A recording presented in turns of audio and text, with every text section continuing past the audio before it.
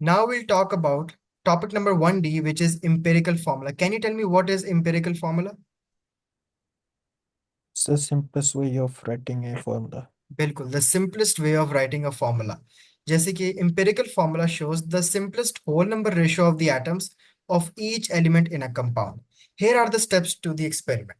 सबसे पहले place a known mass of oxide of copper in the tube. अब ये आपके लिए important है for your P3, जो कि आपका क्या होता है unit 3। Got it? Unit 1 is P1, unit 2 is P2, unit 3 is P3।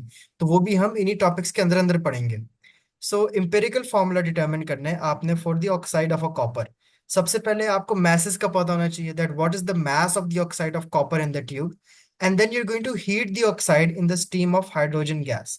The gas reacts with oxygen in the copper oxide and forms steam, and the color of the solid gradually changes to orange brown, which is actually the color of the copper. Excess gas जो भी है oxygen, वो आप burn off कर देंगे for safety reasons, and then you are going to find ये रहा आपका वो सॉलिड कॉपर जो अलग से यहाँ पे रह गया था। ठीक है, फिर आप ये वाला फाइनल मैथ वे करोगे, और उस फाइनल मैथ को वे करके then you can form a smallest ratio कि किस तरह बना था। The calculation method involve some steps. Divide the masses, या अगर मैसेज नहीं दिया है आपको, परसेंटेज दिए हैं, ठीक है, डिवाइड कर दो, परसेंटेजेस को कर दो by each of its MR. अगर आपको सबके मैसेज दिए हैं तो सब मैसेज को डिवाइड बाय एमआर कर दो, या अगर आपको सबकी परसेंटेजेस दिए हैं तो उनको डिवाइड बाय आप एमआर करना शुरू कर दो। For example, these are the percentages given. Each of the percentage was divided by the MR. वो आपने डिवाइड किया तो क्या निकला? 3.2, 4.8, 1.6। Now can you tell me in सब में से स्मॉलेस्ट नंबर कौन सा था? 1.6, so सारे 1.6 से डिवाइड कर ले तो सबको रेशियो मिलेगा। 1.6 से डिवाइड करें तो आपके पास रेशियो निकल आएगी कि इसका आंसर इंपेरिकल फॉर्मूला क्या होगा? C2H3Cl was the empirical formula. What about the calculation when the oxygen value is not provided? कभी कभार आपके पास एक परसेंटेज मिसिंग भी तो हो सकती है। तो याद रखो, सम ऑफ परसेंटेजेस क्या होता है? It is always 100। 100 हमेशा। This results from some compounds that do not include values of oxygen. तो आप क्या करोगे? जो आपको परसेंटेजेस गिवन है, जैसे सोडियम की गिवन थी, सल्फर की गिवन थी, उनको ऐड करो और 100 में से माइनस कर दो, तो मतलब ऑब्वियस ही बात है जो रिमेनिंग है वही आपके पास उस थर्ड आइटम की होगी, which is oxygen. Got it? जी। तो ये आपके पास एक और तरीका है, या तो अगर एग्जामिनर ने आपको सारी दे दी तो फिर तो बहुत अच्छा काम हो गया, but if one of them is missing, remember sum is always 100 of all these percentages. उसके बाद the rest of the whole process is again the same. Calculation using combustion analysis. Now, many organic compounds contain carbon and hydrogen, or carbon, hydrogen and oxygen, क्योंकि combustion में तो होती ही तीन compounds हैं। For example, 1.87 gram of an organic compound was completely burned, forming 2.65 gram of carbon dioxide and 1.63 gram of water. So, in this calculation, the first steps are to calculate the masses of carbon and hydrogen in the carbon dioxide and water. Relative molecular mass of carbon dioxide होता है 44, और carbon का होता है 12। तो आप पहले निकालो proportion of hydrogen, कि what was the proportion of hydrogen in water।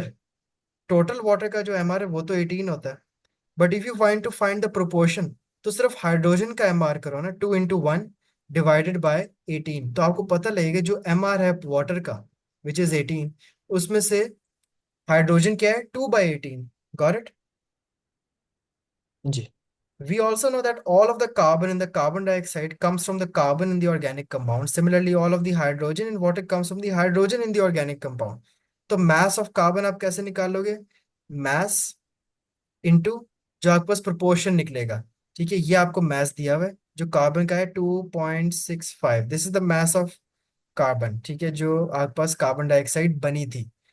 अब इसमें आपको देखना है कार्बन का, क्योंकि एम्पिरिकल फॉर्मूला तो सिर्फ कार्बन आएगा ना, कार्बन डाइऑक्साइड पूरा तो नहीं आएगा। अब कार्बन डाइऑक्साइड हम्म। में से जो मैथ था, ठीक है, you have to find the proportion. Carbon dioxide में प्रोपोर्शन कैसे निकालोगे कार्बन का? 44 is the MR of carbon dioxide, और 12 से डिवाइड कर दो, क्योंकि कार्बन डाइऑक्साइड में कार्बन कितना होता है? 12। 12 divide by 44 would give you the proportion. उस प्रोपोर्शन को आप मल्टीप्लाई कर दो जो आपको टोटल मास दिया हुआ है कार्बन डाइऑक्साइड का। Got it? जी। उधर से आपके पास सिर्फ मास किसका आ जाएगा? कार्बन में से। तो आपको पता लगा कि जो 2.65 ग्राम कार्बन डाइऑक्साइड का था, इसमें सिर्फ कार्बन कितना था? 0.7। वही काम हमने सेम करना है हाइड्रोजन के साथ। दोनों के मैसेज ऐड अप करो, क्या बनता है? 0.904। अभी भी हमारे पास एक चीज मिसिंग है, क्या? ऑक्सीजन। ऑक्सीजन का है। आपको मैस ऑफ टोटल कंपाउंड दिया हुआ था, पता है, ऊपर 1.87। प्रोडक्ट्स में प्लस ऑक्सीजन होती है कंबशन, इसका नहीं पता। लेकिन जो प्रोड्यूस होता है कार्बन डाइऑक्साइड एंड वाटर, उनका हमने जब सम किया था वो आया था 0.904। तो आप टोटल ऑर्गेनिक कंपाउंड में से कार्बन डाइऑक्साइड और वाटर को निकालोगे तो पीछे किसका आ जाएगा मैस? ऑक्सीजन का। ऑक्सीजन का। अब आपके पास आ गए इन तीनों masses. Now you can do the whole empirical formula method. ये इसको हम कहते हैं the empirical formula in combustion analysis. Clear? Okay. Can you tell me what is the equation of combustion? क्या रिएक्टेंट्स होते हैं, क्या प्रोडक्ट्स? क्या रिएक्ट हाँ, रिएक्टेंट्स प्रोडक्ट्स तो होता है पानी के साथ CO2। हम्म। वो प्रोडक्ट्स होते हैं, रिएक्टेंट क्या होता है? ऑक्सीजन। जी। अब एक ये वाला क्वेश्चन करते हैं किसी रिएक्टेंट ऑक्सीजन हमें तो कंबशन एनालिसिस हाँ। का। आपके पास ऑर्गेनिक कंपाउंड का मास क्या है? 2.16। कार्बन डाइऑक्साइड कितना है? 4.33। और वाटर कितना है? 1.77। हमने इंपेरिकल फॉर्मूला निकालना है ऑफ द ऑर्गेनिक कंपाउंड। अब ऑर्गेनिक कंपाउंड के अंदर कार्बन भी होता है, हाइड्रोजन भी होता है, ऑक्सीजन भी होता है। इन तीनों का मास हमारे पास कहाँ से आएगा? बताओ। जी। इन सब के मैसेज कहाँ से आएंगे? अब आप मुझे सॉल्व करके दोगे ये। You are given the total mass of carbon dioxide. Carbon का इसमें से जी। मास कितना है? कैसे निकालेंगे? वो हम मैथ्स और MR पहले करेंगे। इसका मास। अ, वो हाँ वो MR का 12 लेंगे कार्बन का। और उस डिवाइड करेंगे 44, क्योंकि CO2 एक हमारा प्रोडक्ट होता है। Multiply by the mass of carbon dioxide जो गिवन है। ठीक है। जी, वो गिवन था ऊपर। इससे आपके जी। पास आ जाएगा कार्बन का मास। हाइड्रोजन का मास कैसे आएगा? Hydrogen is 2। दो वो होते उसी हैं। हाँ, डिवाइडेड बाय बिल्कुल। 18 मल्टीप्लाइड बाय वाटर का आपको जो मास गिवन है 1.77। इधर से आ जाएगा आपके पास हाइड्रोजन का मास। ठीक है, फिर आप कार्बन और हाइड्रोजन के मैसेज जो आ जाए उनको आप ऐड करना और अपने ऑर्गेनिक कंपाउंड से माइनस कर देना, तो आपके पास किसका मास आ जाएगा? ऑक्सीजन। वो ऑक्सीजन का बाकी मास। वो। अब तीनों के मास आ जाएंगे, carbon hydrogen oxygen. You can now calculate the empirical formula like you always do. Got it? जी। Then we have molecular formula which the actual number. ठीक है। हमने देख लिया how to calculate empirical formula, but sometimes the empirical formula of a compound is the same as its molecular formula as well. जैसे कि carbon dioxide मजीद simplify नहीं हो सकता। CO2 ही मॉलिक्यूलर फॉर्मूला और यही एम्पिरिकल फॉर्मूला है। वाटर भी actual number of atoms भी है और सिंप्लीफाई भी मजीद नहीं हो सकता, यही एम्पिरिकल फॉर्मूला है। लेकिन ब्यूटेन हो गया, जैसे ब्यूटेन का ये मॉलिक्यूलर फॉर्मूला, ये सिंप्लीफाई हो सकता है। C4H10 can be simplified to C2H5, which is the empirical formula. So how do we calculate the molecular formula? Molecular formula के लिए आपके पास कुछ चीजें जरूरी हैं, that you should know the formula mass of the empirical formula. सबसे पहले तो ठीक है, आपको रिलेटिव फॉर्मूला मास दिया होगा, that a compound has the empirical formula of CH and a relative formula mass of 104। आपको टोटल रिलेटिव फॉर्मूला मास दिया हुआ है ऑफ दैट अननोन कंपाउंड, वो क्या है? 104। और आपको इंपेरिकल फॉर्मूला बता दिया क्या है? CH। तो CH का क्या होता है? MR। अगर हम इस CH का इंपेरिकल फॉर्मूला मास निकालें तो कैसे निकालेंगे? 12 + 1 वन। 13 आ जाएगा। मॉलिक्यूलर फॉर्मूला मास निकालते हैं, उसका लिए फॉर्मूला होता है the relative formula mass divided by the empirical formula mass. Relative formula mass was given to you, which was 104. Empirical formula mass आपको क्या निकाला? empirical formula दिया हुआ था, उसका mass निकला 13। आंसर क्या आएगा? 8। ये आपके पास मॉलिक्यूलर फॉर्मूला है, आगे भी काम रहता है। इस 8 को आपने मल्टीप्लाई करना है CH से, तो क्या बन जाएगा? C8H8। पूरे C से मल्टीप्लाई होगा ये इस चीज से 8। समझ आई? ओके। दोबारा बताएं मुझे कैसे हमने किया ये। हमने वो रिलेटिव फॉर्मूले का मैथ्स उन्हें दिया है 104। तो हमने वो देखना है, वो CH भी उन्होंने दिया है कंपाउंड का empirical formula simplest form. Carbon 12 होता है, हाइड्रोजन 1 होता है, तो 13। तो हमने वो रिलेटिव फार्मूला मास ओवर वो हमने वो एम्पिरिकल मास, तो 104/13 बनेगा 8। तो फिर 8 मल्टीप्लाई बाय दोबारा से हमारा CH सा, वो हमारा formula mass. Good. For example ना एक सॉरी, और question, एम्पिरिकल, सॉरी एम्पिरिकल मास। यहाँ पे आपको रिलेटिव फार्मूला मास भी दे दिए which is 134। Empirical formula mass कहाँ से आएगा? आपने पहले इम्पेरिकल फार्मूला निकाला, पूरा कर लिया सारा प्रोसेस, इम्पेरिकल फार्मूला क्या निकला? NaCO2। तो how do you find the हाँ, इम्पेरिकल फार्मूला मास? Na क्या एन होता है? ए तो 23। फिर 12। हाँ, फिर +12 + 16 × 2। गुड। इम्पेरिकल फार्मूला मास निकला है 67। आर RFM क्या था? 134। सो फॉर्मूला लगाओ, molecule formula mass is equal to RFM divided by EFM। क्या निकला? 2। 2। ठीक है। अब आपके पास जो भी इंपेरिकल फॉर्मूला था ना, उसको 2 से मल्टीप्लाई कर दे। 2 मल्टीप्लाई बाय NaCO2 क्या बनेगा?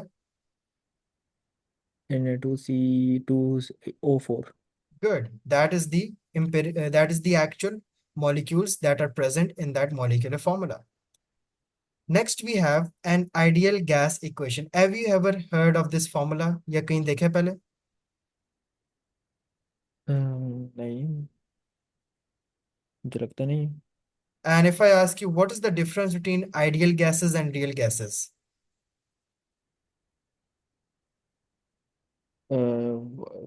फर्क उसका नहीं पता। पढ़ा है आपने उस दिन? मैं किया था। ठीक है। आइडियल गैस वो है जो ऑलवेज आइडियली बिहेव करेगी। फॉर एग्जाम्पल एक गैस का हमें पता है that any gas are very far apart molecules and they have no molecular forces between them. Got it? ओ हाँ हाँ हाँ, मुझे याद आ राइट, गया। उनकी स्पीड्स सही बहुत सही। ज्यादा है, याद आया। वो कब जी, पॉसिबल है? जब आपके पास बिल्कुल। टेम्परेचर बहुत हाई हो और प्रेशर बहुत कम हो। अ गैस वुड ऑलवेज हाँ behave as an ideal gas. लेकिन वो रियल बिहेवियर पे जी। कब जाएगी? जब आप टेम्परेचर कम कर दो, प्रेशर ज्यादा कर दो, अब प्रेशर मॉलिक्यूल्स ज़्यादा। करीब आ जाएंगे, जी उनके दरमियान फोर्सेस भी होंगी, उनका वॉल्यूम भी नेग्लिजिबल नहीं रहेगा क्योंकि अब वॉल्यूम होगा, फोर्सेस भी उनके दरमियान होंगी। जी उसको हम कहते हैं एक रियल गैस। यहाँ पे कैलकुलेशन जी। पार्ट की अगर हम बात करें, you are going to learn an equation which is PV is equal to nRT. Pressure, P stands for pressure, V is for volume in meter cube, T is for Kelvin, N is for moles और R की value आपने याद रखनी है, it is going to be 8.31।